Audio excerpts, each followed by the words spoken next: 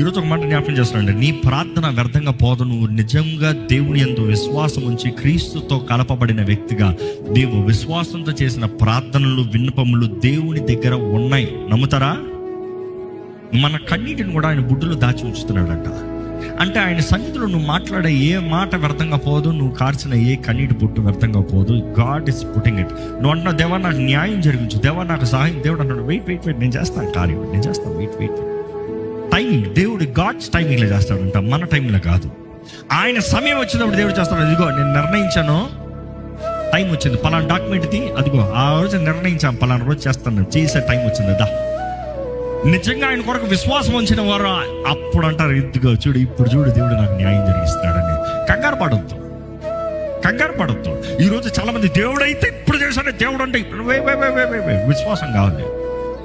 దేవుడు ఎప్పుడు చేసినా కరెక్ట్గా చేస్తాడు. ఆమె నువ్వు అనుకోవచ్చు, అప్పుడు వాళ్ళు ఉంటారా, కనబడేలాగా చేస్తాడు దేవుడు. దేవుడు న్యాయకర్త అండి, న్యాయం